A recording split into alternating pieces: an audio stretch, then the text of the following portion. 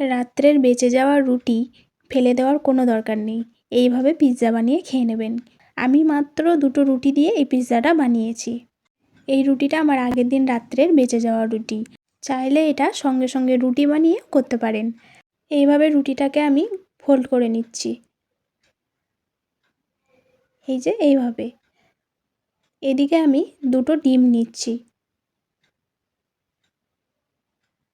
রুটিটা এইভাবে কাঁচির সাহায্যে আমি কেটে দিচ্ছি। 2টো রুটি আমি এইভাবে কেটে দেব। আমি এখানে 2টো রুটির জন্য 2টো ডিম নিয়েছি। যতগুলো রুটি নেবেন ততটাই ডিম দিয়ে দেবেন। এইভাবে আমি রুটিগুলোকে কেটে দিয়ে দিলাম।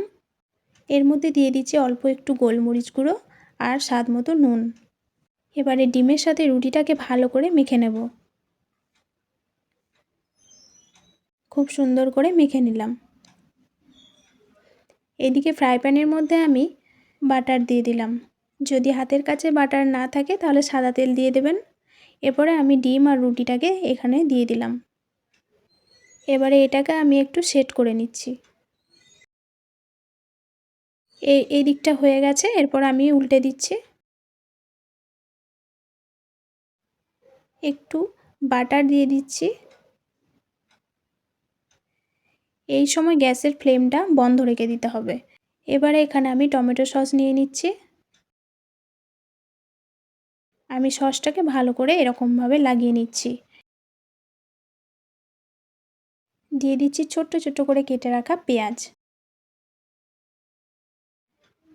এবারে একই রকমভাবে কেটে রাখা টমেটো দিয়ে দিচ্ছি আর গাজর দিয়ে দিচ্ছি। এরপর আমি এখানে আমুল চিজ নিয়েছি, এই চিজটাকে গ্রেট করে দিয়ে দেবো। চিজটাকে ভালো করে দিয়ে দিলাম। তারপরে অল্প একটু দিয়ে দিচ্ছি চিলি ফ্লেক্স আর দিচ্ছি অরিগ্যানো। এরপরে অল্প একটু বিট লবণ দিয়ে দিলাম। এবারে গ্যাসটাকে চালিয়ে 5 মিনিট রেখে দিলাম। তারপরেই কিন্তু আমার পিৎজা রেডি হয়ে গেল। বাচ্চারা যখন পিৎজা খাওয়ার বায়না করবে তখন এইভাবে বানিয়ে দিতে পারেন। আবার সকালবেলায় উঠে মনে হয় কি খাবো কিছু বুঝতেই পারছি না, তখন কিন্তু রুটি দিয়ে এটা বানিয়ে নিতে পারেন। আমার এই ফাঁকিবাজি পিৎজা বানানোটা আপনার কাছে কেমন লাগলো কমেন্টে কিন্তু অবশ্যই জানিয়ে যাবেন। তবে এটা খেতে কিন্তু দারুণ লাগে। দেখা হচ্ছে নেক্সট ভিডিওতে। ভালো থাকবেন। টাটা। একে বাংলার আশা, একে বাংলার আশা।